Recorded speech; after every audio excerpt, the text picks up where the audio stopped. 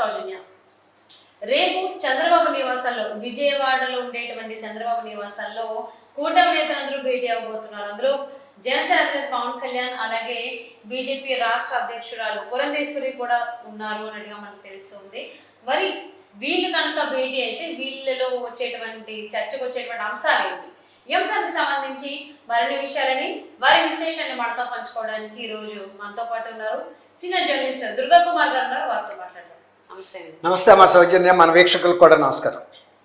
So Chandrababu నివాసంలో, అంటే ఉండవల్లిలో ఉన్నటువంటి ఆయన నివాసాల్లో ఈ కూటమి నేతలందరూ చంద్రబాబు గారు, పవన్ కళ్యాణ్, అలాగే పురంధేశ్వరి, వీళ్ళు ముగ్గురు కూడా భేటీ అవబోతున్నారు. కౌంటింగ్ కి ఇంకా 2 రోజుల సమయం ఉండడంతో దానికి సంబంధించి చర్చించబోతున్నారు. అండ్ ఇంకా చాలా అంశాలు కూడా చర్చకు వచ్చేటువంటి అవకాశం ఉంది అన్నారు. సో ఏ అంశాలు వేరే భేటీలో చర్చకు వచ్చేటువంటి అవకాశం ఉంది అనుకోవచ్చు? ఇప్పుడు మిగిలిన విషయాలు పెద్దగా చర్చకొచ్చే అవకాశం లేదమ్మా. ఇప్పుడు ఒక తీవ్రమైన సమస్య ఏంటంటే సజ్జల రామకృష్ణారెడ్డి గారు విసిరిన సవాల్ ఏదైతే ఉందో అది మొత్తం రాష్ట్రంలో ప్రజల్ని గందరగోళపరుస్తుంది, ముఖ్యంగా ప్రతిపక్ష నాయకుల్ని గందరగోళపరుస్తుంది. వాళ్ళ ఏజెంట్లు కూడా ఒక రకమైన భయాందోళనలోకి నెట్టేస్తుంది. ఎందుకంటే ఆయన వాళ్ళకి ఇచ్చిన టాస్క్ ఏదైతే ఉందో, అంటే పని, మీరు ఎట్టి పరిస్థితుల్లోనూ కేంద్ర ఎన్నికల సంఘం ఇచ్చినటువంటి నియమావళిని పాటించకుండా మీరు ఎటువంటి కల్లోలమైనా సృష్టించండి, ఏమైనా చెయ్యండి, అది మన పార్టీకి అనుకూలంగా మార్పు తీసుకురావాలి. అది చిన్న మాట కాదమ్మా, అది ఒక రకంగా ధిక్కారం. అంటే ప్రభుత్వం యొక్క అధికారాన్ని ధిక్కరిస్తున్నాడు. కేంద్ర ప్రభుత్వం, కేంద్ర ఎన్నికల సంఘం యొక్క అధికారాన్ని ధిక్కరించి రాష్ట్రంలో ఈ ఎన్నికల కౌంటింగ్ జరుగుతుంది కాబట్టి మేము ఎలా నిర్ణయిస్తే మాదే ఆఖరి నిర్ణయం అన్న లెవెల్లో మాట్లాడాడు. గతంలో ఎప్పుడు కూడా ఇలాంటి మాటలు ఏ రాజకీయ నాయకుడు కానీ, ఏ రాజకీయ నాయకులు పార్టీల ప్రతినిధులు కానీ మాట్లాడాల. అది అంత బహిరంగంగా ఆయన మాట్లాడటం అనేది 2 తెలుగు రాష్ట్రాల్లో ప్రజలను కూడా విస్మయానికి గురి చేస్తుంది. ముఖ్యంగా ఈ కూటమి నాయకులకి ఇది ఒక పెద్ద సవాల్. అంటే రేపు 4వ తారీఖున దేనికైనా సిద్ధంగా ఉండారనేది అర్థమవుతుంది. దీన్ని ఎలా ఎదుర్కోవాలి? ఎదుర్కోవడం అంటే స్లీవ్స్ పైకి లాగి పోరాటం చేయటం కాదు. జగన్మోహన్ రెడ్డి గారు చెప్పినట్టు అలా పోరాటం చేస్తే అక్కడ ఒక రక్తపాతం జరుగుతుంది, ఒక శాంతి భద్రతల సమస్య ఏర్పడుతుంది. వీటిని ఒక రాజ్యాంగబద్ధ సంస్థలైన కేంద్ర ఎన్నికల సంఘానికి, ఇతర బందోబస్తు చేసే పోలీసు విభాగానికి, చీఫ్ సెక్రటరీ ఉంటే ఆయనే ఉన్నాడు, జవహర్ రెడ్డి.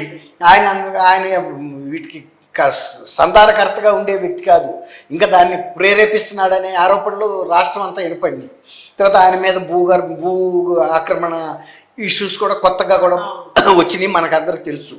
ఈ పరిస్థితుల్లో రేపు ఒకవేళ దాడులు కనుక జరిగి, ఆ దాడుల్లో మొన్న ఎలక్షన్కి ముందు, ఎలక్షన్ తర్వాత ఈ ప్రతిపక్ష కార్యకర్తలు ఎలాంటి గాయాలకు గురి అయ్యారో అలాంటి దాడులు జరుగుతాయా? ఒకవేళ ఇట్లాంటి దాడులు జరిగే సందర్భంలో ఎన్నికల సిబ్బందికి ఏమైనా ప్రమాదాలు జరుగుతాయా? తర్వాత ఈవీఎం బాక్సులు మొన్న అతను పిన్నెల్లి రామకృష్ణారెడ్డి ఒకటే పగలగొట్టాడు, మిగిలిన సాట్ల ఒక 7 పగిలిని.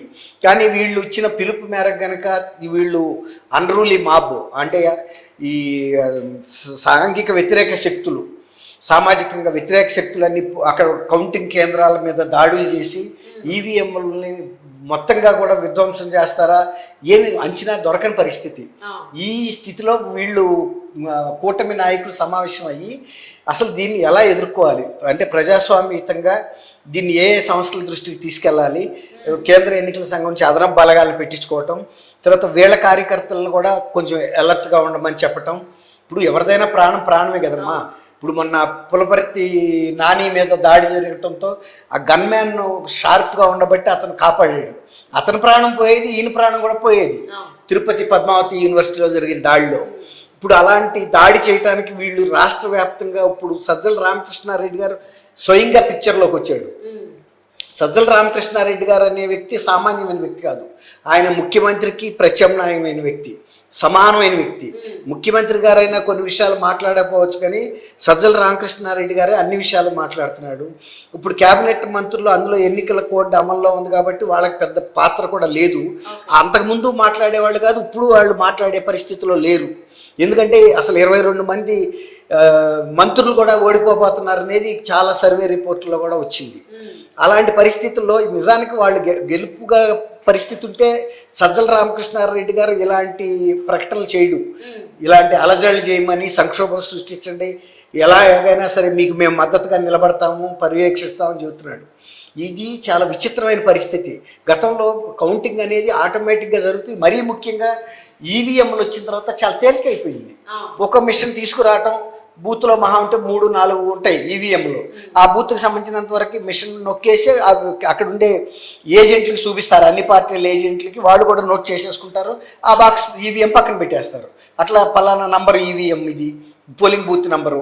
సో అంటే ఈజీగా వెళ్ళిపోయేది. గతంలో మేము మేము వయసులో ఉన్నప్పుడు, విలేకరుగా ఉన్నప్పుడు పరిస్థితులు ఎట్లా అంటే బ్యాలెట్ పేపర్లు ఉండేవి. వాటన్నిటిని గుట్టగా పొయ్యాలి, ఆ మడతలు ఓడదీసిన తర్వాత ఏ పార్టీకి వచ్చిన ఓట్లని ఆ పార్టీకి చెందిన ఇవి ఉంటాయి ఎర్రలాగా చక్కర్లు, అందులో పెట్టేవాళ్ళు. అవన్నీ పెట్టిన తర్వాత మళ్ళీ అప్పుడు వాటిని కౌంట్ చేసి వాళ్ళ ముందు ఒక 50 కట్టలు కట్టి అక్కడ పెట్టేవాళ్ళు. మళ్ళీ వాళ్ళని క్రాస్ చెక్ చేసుకోవచ్చు, ఏజెంట్లు కూడా లెక్క పెట్టుకుని. అట్లా అదొక సిస్టమ్ ఉండేది. అది చాలా టైం కన్జ్యూమింగ్, టైం ఎక్కువ పట్టేది. సాయంత్రం అయ్యేటప్పుడు కానీ ఎస్టాబ్లిష్ అయ్యేది కాదు లీడ్లు ఎవరిలో ఉన్నారు. ఇప్పుడు అలా కాదు, బటన్స్ నొక్కటం తొందరగా ఈవీఎం మిషన్ల మీద తేలిపోతుంది.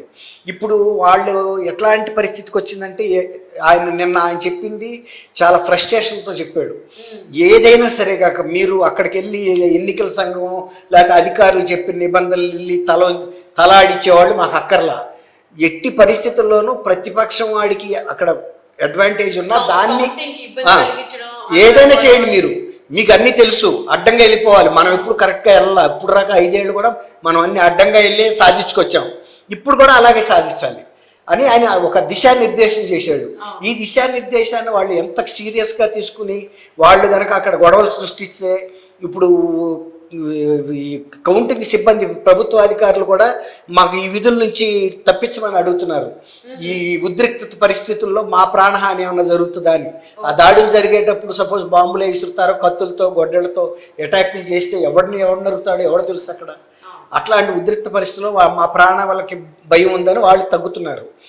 ఇప్పుడు ఇందుకని ఈ కూటమి నాయకులందరూ సమావేశం అవుతున్నారు. తర్వాత మనం చేసే పథకాలు, ప్రవేశపెట్టే చట్టాలు, ఇవన్నీ తర్వాత ప్రభుత్వానికి ప్రజలకు ఏం సేవ చేయాలి, ముందు వాళ్ళ కౌంటింగ్ డే నుంచి ఎలా బయటపడాలి అంటే, మనకి ప్రజలు తీర్పు ఇచ్చారని వాళ్ళకి అర్థమైపోయింది. కూటమి వాళ్ళు ధీమాగా ఉన్నారు, మేము గెలవబోతున్నాము. కానీ ఆ కౌంటింగ్ అనేది ప్రాపర్గా జరగకుండా సజ్జల రామకృష్ణారెడ్డి ఇచ్చిన పిలుపు ఎంతవరకు ఎఫెక్ట్ అవుతుంది, మనం అసలు ఇది శాంతియుతంగా జరగనిస్తారా 4వ తారీఖుని. ఇప్పుడు కేంద్ర ఎన్నికల సంఘం కూడా అంత బలగాల్ని మోహరించి సజావుగా జరుపుతారా, తర్వాత మన కార్యకర్తల భద్రత అంశం మీద ఏంటి, నాయకుల భద్రత ఏంటి, ఇవన్నీ కూడా వాళ్ళు చర్చించుకుంటారు. ఇప్పుడు చర్చించుకుంటానికే తప్ప ఇందులో పెద్ద తీవ్రమైన విషయాలు ఉండవు. కేవలం 4వ తారీఖుని ప్రశాంతంగా ముగించి ఆ ప్రకటన అనేది ఎవరికి ఎన్ని సీట్లు వచ్చినాయో ప్రకటించుకోవటం ఒకటి, ఎవరి కార్యకర్తలని వాళ్ళు ఇప్పుడు కూటమి కార్యకర్తలను రక్షించుకోవాలి. ఎందుకంటే అధికారం వాళ్ళ చేతిలో ఉంది. వీళ్ళు బాధితులుగా వీళ్ళే దెబ్బలు తిన్నారు, ఎక్కడైనా గొడ్డల దెబ్బలు, కత్తుల దెబ్బలు. ప్రభుత్వ సలహాదారు అయితే వాళ్ళ కౌంటింగ్ ఏజెంట్లకి నిజంగా ఇవ్వకూడని విధంగా సలహా ఇచ్చారు. నిబంధనల ప్రకారం ఎవరు పాటించద్దు, నిబంధనలకు విరుద్ధంగా వెళ్ళాలి అని. సో పోలింగ్ అయిన తర్వాత మొదటిసారి కూటమి నేతలు, ముఖ్య నేతలు అందరూ కూడా భేటీ ఈ అంశం మీద అవుతున్నారు. అవును, చంద్రబాబు నివాసంలో. సో పవన్ కళ్యాణ్, పురంధేశ్వరి, చంద్రబాబు గారి నివాసంలో. సో ముఖ్యంగా ఇదే మెయిన్ మోటో వచ్చేసి, పోలింగ్ డేస్ లో ఒక రోజు ఎలా శాంతియుతంగా బయటపడాలి, కౌంటింగ్ జరిగేటువంటి రోజున ఎంత జాగ్రత్తగా ఉండాలి, ఎంత మెలకువతో ఉండాలి అని చెప్పి. సో చూద్దామంటే అసలు ఏం జరగబోతుంది ఏంటంటే. Thank you so much. Thank you అమ్మా.